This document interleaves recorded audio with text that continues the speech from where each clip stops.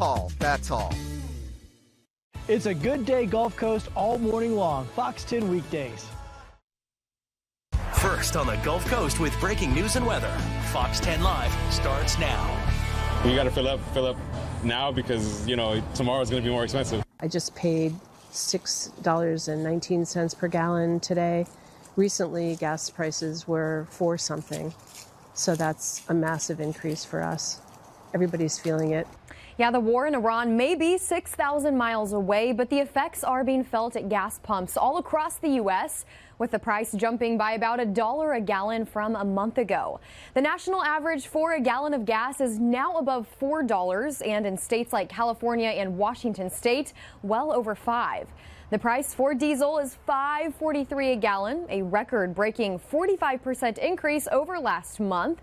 So far, the U.S. military has avoided hitting Iran's oil infrastructure, but President Trump is threatening to go after Karg Island, Iran's main export terminal. The last time gas was this expensive was back in 2022, months after the Russian invasion of Ukraine, when prices topped $5 a gallon. Those are your latest gas price updates for this Tuesday. We want to welcome you into Fox 10 Live. I'm Ashlyn Mitchell. Meteorologist Nicholas Urboso is live on location, and we'll check in with him soon. But for now, let's continue our trending headlines of the day. Well, U.S. households are already squeezed by climbing gas prices, as we just saw, and now a job market described by economists as, quote, low hire, low fire faces new headwinds. After months of tariff uncertainty, the conflict in the Middle East has sent global oil prices soaring. Oil prices impact just about every hiring sector as businesses grapple with higher transportation, shipping, and, of course, fueling costs. Meanwhile, data released by the Labor Department Tuesday showed an already frozen jobs market. U.S. businesses added workers at the weakest pace since the onset of the pandemic, and the number of job openings dropped off between January and February. Elizabeth Renter, senior economist for NerdWallet, says as the conflict goes on, job searches will get more and more challenging. I think workers who are looking to this conflict to try to decide how it might impact a job search or their ability to maybe upgrade their job in coming months should really set their expectations at an appropriate level. And that is that finding a job is only going to get more difficult in the weeks ahead. Economists see hiring sectors like retail, hospitality, and leisure taking a big hit as well as consumers pull back discretionary spending to absorb those higher gas prices at the pump. Well, the Supreme Court ruling against a law banning conversion therapy for LGBTQ kids in Colorado, finding it violates the First Amendment. The 8-1 decision included 2 liberal justices aligning with the conservative majority.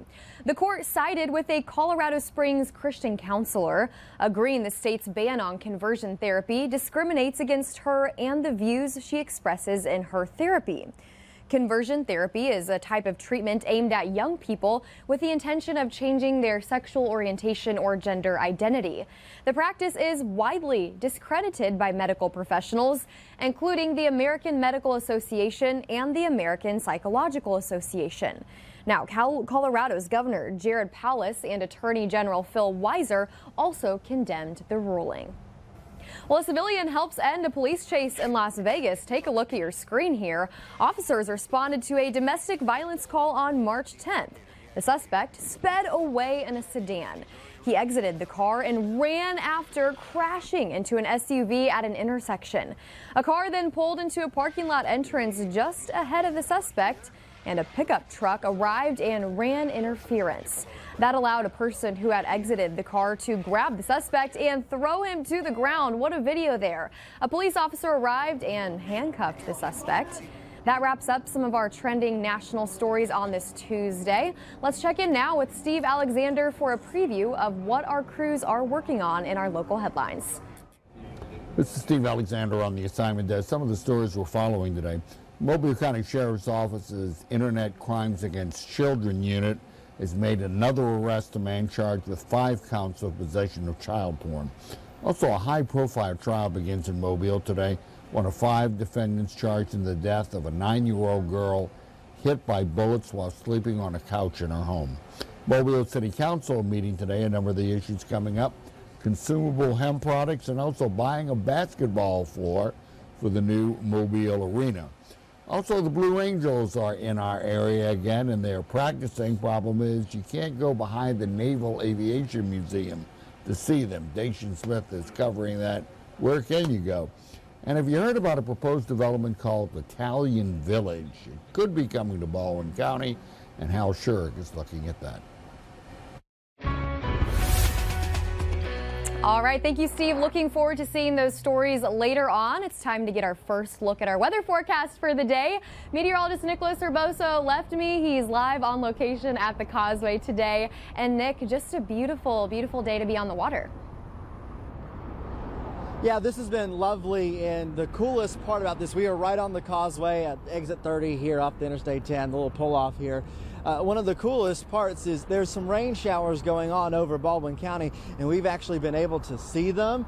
I've been watching this cloud build up. We've pretty much watched the whole entire life cycle of this little thunder shower, and yeah, there were some lightning strikes way off in the distance there, and you could see some of the building up clouds. You're going to be seeing this over the next few days, this kind of stuff where you have building cumulus clouds. So if we look at the radar, you'll actually see that, okay, we have some rain to talk about. A decent development has happened north of Interstate 10 and along and south of Interstate 65. Zooming into central Baldwin County, it looks like we have some rain showers that are going on pretty much near Stockton, south Bay Minette, and also now getting all the way to places like Stapleton. So you can kind of see some of those locations that have gotten some of the rain up on the north part of 59 there. If you look in northern Escambia County, there are just a couple of rain showers in Florida. And then also Escambia County, Alabama, going all the way to Covington County in Alabama near Andalusia, we have some rain showers going on as well. So that's the big picture. Most places are dry, but a few folks are getting some rain. Our Eastern Shore Toyota camera network, pretty sure you can see me in one of those shots if you look close enough. I'm way down there on the Causeway there, but a nice view. Really what you can't see from those cameras is there's a big batch of blue sky that's over the Delta right now. Over land, of course, you're getting a little more cloud cover with the spotty developing cumulus clouds. They're kind of bubbling up there. 77 in Mobile, 75 in Pensacola, 73 in Evergreen. Over the next 10 hours in Mobile, comfortable temperatures overall. Eventually we'll get into the 60s, and we'll keep that kind of like partly cloudy, mostly cloudy look there. Don't really expect much rain if you're in the city of Mobile here. If you're in Pensacola, not expecting much rain for you either. Probably no rain. I don't see any showers in your area right now, but off to the north there are a few showers. But you can see those temperatures again in the 70s and in the 60s. Forecast lows taking us down into the 60s overnight tonight. Now there is some potential for some patchy fog. However, I think the odds of this are relatively low. It doesn't look like the Futurecast model is too aggressive with that cloud coverage. Tomorrow afternoon, it's going to be a warm one with temperatures in the 70s and low 80s here. And then the beach forecast over the next few days looking rough. You can see the surf that is around 3 to 4 feet over the next couple of days. And that's one of our top headlines, warm with those spotty showers. And of course, we do have the rough surf that is happening at the beaches. We'll have another look at your forecast coming up in just a bit. All right, Nick, thank you. Enjoy the beautiful weather out there, like I certainly am. By the way, you can get more in-depth forecasts on the Fox 10 Gulfstream app. And that's not all. You can watch Fox 10 News live and get access to all of our other content, like Unwritten Legends, In Depth with Sarah Wall, podcasts, and so much more. It's really easy to download the app free on your smart TV or with Roku, Fire TV, and more. Simply search for Fox 10 Gulfstream and click download. All right, here is Sarah Wall now with a preview of her latest in-depth segment. I'm Sarah Wall, and today on In Depth, we are talking about credit card skimming. This is what happens when thieves get your information when you insert your credit card into an ATM or a gas pump to pay. And officials say they just broke up a big card skimming scheme right here in our area. You can check it out on In Depth with Sarah Wall. You can see that on our Fox 10 Gulfstream TV app, our Fox 10 Facebook page, and on our Fox 10 website, Fox 10 TV. Committed to you. This is Fox 10 Live.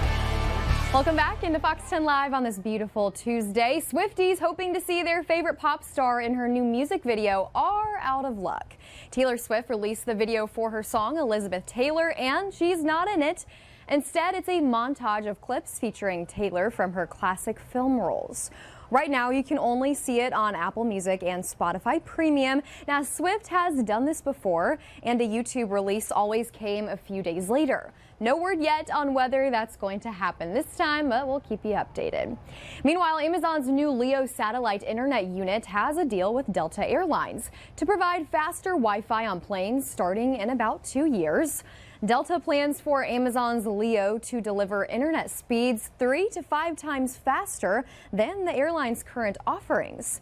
Amazon's LEO currently has about 200 satellites in orbit, significantly fewer than SpaceX's Starlink, which has around 10,000. Starlink has deals with Southwest Airlines, United, Alaska, Hawaiian, and others. So a note if you're flying anytime soon with Delta. Well, meanwhile, penguins aren't just fun and fancy. Now they're busy too. Look at this sweet video. These penguins at a Chicago aquarium are in work mode as their nesting season has begun. Video from the Shed Aquarium is giving visitors a rare and up-close look at Magellanic, I probably pronounced that wrong, and rockhopper penguins as they gathered rocks, stalks, and other items to make their nests. Now, one sneaky penguin was even caught stealing materials from other nests. Nesting marks the start of a courtship and pair bonding for these animals. It's often the male penguins that take the lead in building a nest, either to attract a new mate or reinforce an existing partnership. It's warm outside, and if you're craving some ice cream, some good news here. A popular fast food chain is celebrating the return of this warm weather with these seasonal ice cream treats. 3 new seasonal flavors arrived at Dairy Queen as part of its Countdown to Summer collection, including the s'mores and cotton candy blizzards that have also returned. And Dairy Queen introducing a new strawberry angel food cake flavor made with real strawberries and angel food cake. This one right here is up my alley. But there's one more perk. DQ mobile app users can score a 99-cent blizzard with the purchase of any blizzard through April 26. Some good news there again as it's toasty outside.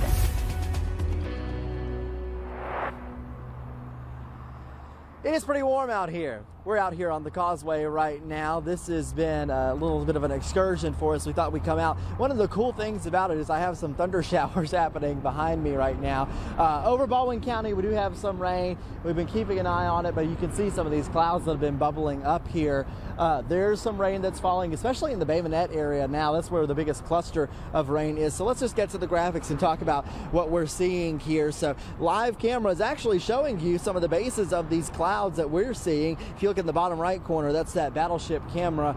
We're way off in the distance there, but you can see the base of that cloud. Really interesting look there. Here's the radar. We'll zoom right on in to central and northern Baldwin County where we do have some showers. Right now it looks like we have one shower that's just on the south side of Bay Minette bubbling up a little bit.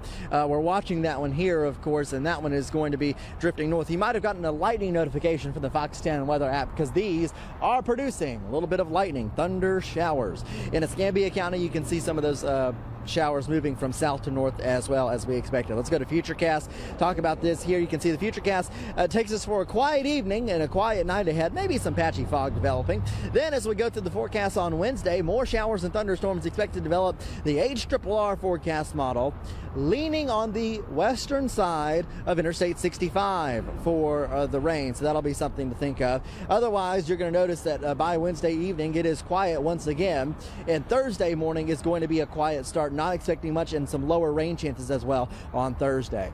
Here are the temperatures. If you're stepping outside, temperatures generally in the 70s and 80s. Pretty comfortable, especially with this southerly breeze here on the causeway. If you're inland and don't have the breeze, it'll be a little warmer for you. Temperatures in the 60s overnight tonight, pretty comfortable. Here's that day planner for tomorrow. You're going to see temperatures getting up again near 80 degrees with some morning fog possible. Here are those afternoon temperatures again. 80 degrees here in Leakesville, 79 in Lucedale, 76 in Pascagoula. Looking inland, temperatures pretty strongly in the low to mid 80s there. If you look near the coast, temperatures in the 70s, 77 degrees in Gulf Shores and Orange Beach, 82 in Mobile tomorrow, and across northwest Florida, temperatures ranging from the upper 70s, mid 70s at the coast to the 80s inland. beach forecast. A lot of folks going down to the coast. You're going to see high risk of rip currents over the next couple of days. Please be careful with that.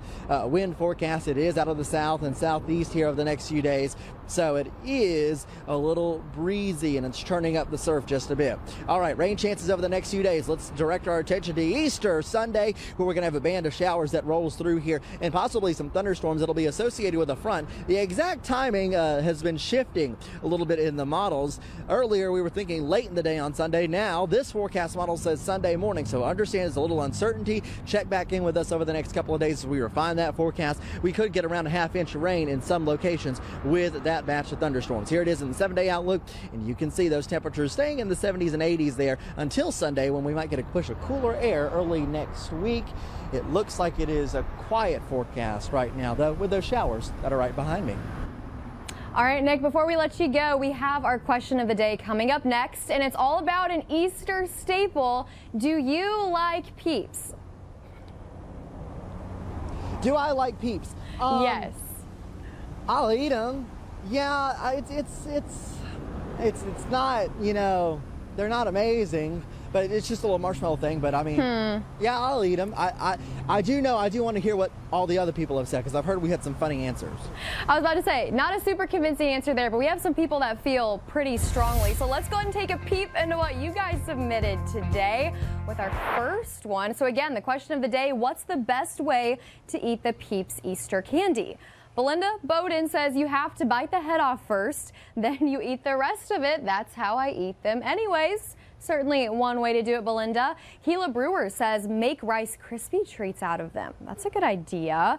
Shanna Miller says freeze dried and then on hot chocolate. Okay, that one's kind of out there. I've never heard of that method before. Megan Bailey tells us on top of a bushwhacker. I have seen this one a lot here on the Gulf Coast. Michael Lamy tells us you want to unwrap it first, eat the wrapper, and throw the Peeps away. So Michael does not like Peeps, feels very strongly about them as well. JD told us melted into a s'more. Make a note of that as you're planning maybe some summer bonfires, marshmallow roasting there. I know some friends who have done that as well. You could have different flavors as well. Leslie Broccoli tells us you want to microwave it for 8 to 10 seconds. The magic recipe there. Throw it on a graham cracker with some chocolate. You have a Peeps s'mores, so good this way. Okay, 2 folks like the s'mores here. Donna tells us she wants to throw them in the garbage with the Halloween candy corn. Donna, no, I don't think I'm with you on the Peeps one, but I'm all for throwing the candy corn away because I feel like that tastes like pure wax. That might be a question for another day. Thank you for sending your answers in. We'll be right back with more Fox 10 Live after this, taking a look now into downtown Mobile.